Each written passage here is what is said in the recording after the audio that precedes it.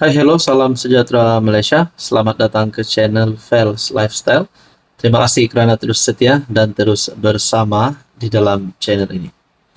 Saudara-saudara, antara isu yang menjadi cerita panas kebelakangan ini adalah berkaitan dengan pelanjutan tempoh perkhidmatan Tengku Maimun.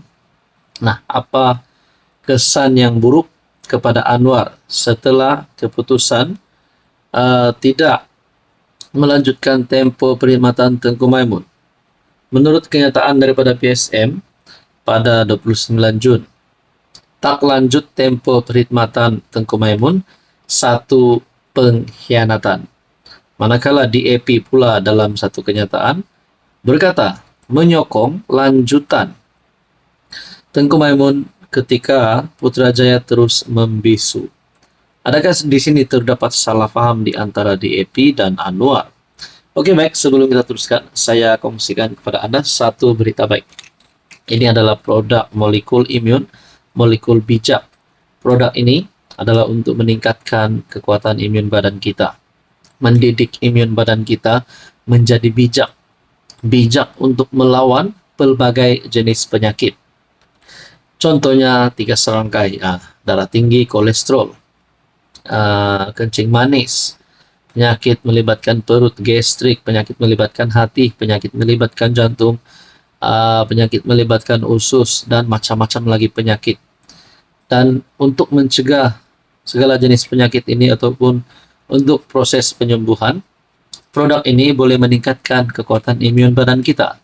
Dengan kekuatan imun badan kita, dengan imun badan yang sehat, boleh melawan pelbagai jenis penyakit.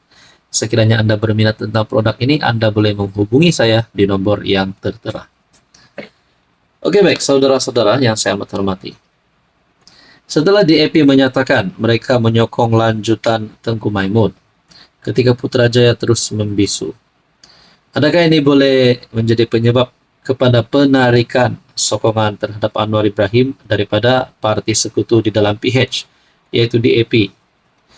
DAP menyatakan sokongan terhadap lanjutan tempoh perkhidmatan Ketua Hakim Negara Tengku Maimun, Tuan Mat, bertepatan dengan hari terakhir beliau sebelum bersara wajib. Menerusi kenyataan jawatan kuasa kerja pusat parti itu, DAP turut menyatakan sokongan agar tempoh perkhidmatan Presiden Mahkamah Rayuan Abang Iskandar Abang Hashim yang dijadwal bersarah pada 2 Julai dilanjutkan. Jawatan kuasa itu menyatakan bahawa lanjutan tempo bagi kedua-dua hakim berkenaan sejajar dengan agenda reformasi kerajaan madani. Parti itu memetik pencapaian kedua-dua tokoh kehakiman tersebut yang telah melaksanakan tugas mereka dengan cemerlang dan penuh integriti sebagai justifikasi bagi menyeru agar tempo perkhidmatan mereka dilanjutkan selama 6 bulan, selaras dengan peruntukan perlembagaan persekutuan. Walaupun lanjutan seperti ini bukan hak mutlak, kami mengambil maklum bahawa lanjutan tempo perkhidmatan pernah diberikan kepada hakim-hakim kanan terdahulu selepas persaraan wajib. Menafikan bahawa sokongan DAP terhadap lanjutan ini merupakan percubaan untuk mempolitikkan perkara tersebut. Parti itu menegaskan bahawa pendirian mereka lahir daripada pengiktirafan tulen terhadap sumbangan kedua-dua hakim berkenaan kepada pembangunan. Jadi tuan-tuan dan puan yang saya amat hormati, saudara-saudara semua, dalam artikel ini menyebut Anwar beri amaran PM, kemudian yang mengkritik dakwaan adanya usaha melobi kerajaan agar tempo Tengku Maimun dilanjutkan. Anwar berkata jika amalan seperti itu dibenarkan kerajaan, tidak mustahil Ketua Setiausaha Negara dan penjawat awam lain juga akan melobi untuk mengekalkan jawatan masing-masing. Jadi saudara-saudara yang saya hormati, berkaitan isu ini, apa komen Anda? Hai, hello, salam sejahtera Malaysia. Selamat datang ke channel Fels Lifestyle. Terima kasih kerana terus setia dan terus bersama di dalam channel ini.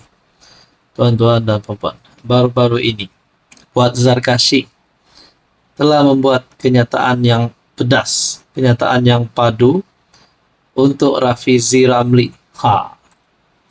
Apa yang padu tuh? Oke. Rafizi akhirnya membalas Puan Zarkashi. Puan Zarkashi mengatakan jangan lebih bakar. Rafizi boleh masuk penjara. Tapi apa Rafizi balas? Jangan lebih bakar, saya tak gentar penjara. Oke, sebelum kita kepada isu kita yang paling panas, di sini saya sediakan kepada Anda berita baik kepada Anda yang di luar sana yang mungkin sedang mengalami apapun jenis penyakit. Saya di sini bersedia untuk membantu Anda dengan menasihatkan Anda mengambil produk molekul imun, molekul bijak ini. Produk ini sangat baik untuk imun badan kita, mendidik imun badan kita menjadi kuat melawan pelbagai jenis penyakit. Antaranya penyakit hati, penyakit jantung, penyakit melibatkan perut, kencing manis, darah tinggi, kolesterol, gastrik, gout, dan macam-macam lagi penyakit yang kita memang biasa dengar. Jadi dengan pengambilan produk ini mampu mendidik sistem imun badan kita menjadi bijaksana untuk melawan pelbagai jenis penyakit. Sekiranya Anda berminat untuk mengetahui lebih tentang produk ini, silakan hubungi saya di nomor yang tertera. Oke, baik, saudara-saudara, tuan-tuan dan puan, ahli Parlimen Pandan ataupun Rafizi, yang juga bekas Menteri Ekonomi, membalas kenyataan pemimpin UMNO, Fuad Zarkashi, yang mengingatkannya agar tidak terlebih bakar. Tidak terlebih bakar kerajaan, kerana kes boleh dicari. Menurut Rafizi, dia selama ini mengelak membalas sindiran berulang ahli Majelis Kerja Tertinggi UMNO itu kerana menghormati kedudukan masing-masing ketika berada dalam kerajaan perpaduan. Baru-baru ini pun di dalam channel YouTube Rafizi Ramli, saya ada nampak Rafizi Ramli goreng habis nama Puan Zarkashi. Anda boleh lihat di dalam YouTube channel Rafizi Ramli. Jadi adakah dengan ini boleh menyebabkan hubungan di antara PKR dan UMNO semakin renggang? Ataupun boleh menyebabkan kedudukan Rafizi ataupun Puan Zarkashi dalam bahaya? Menurut Rafizi, bertahun-tahun dia tweet saya, tapi saya tidak pernah balas. Sebahagiannya kerana saya menghormati tata cara bila duduk bersama dalam kerajaan.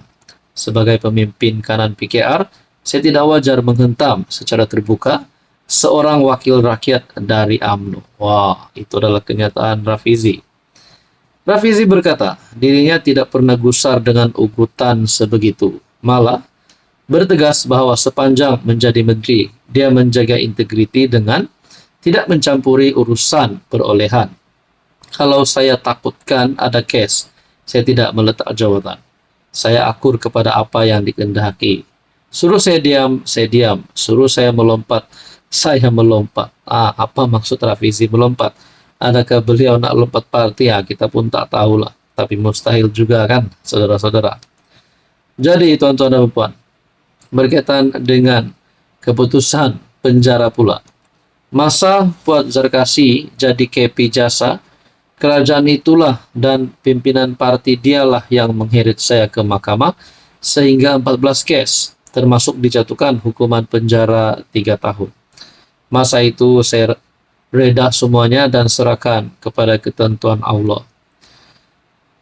Pada 2019, Mahkamah Tinggi Shah Alam mengetepikan sabitan terhadap Johari dan Rafizi, yang ketika itu masing-masing dibebaskan dan dilepaskan daripada hukuman penjara 30 bulan.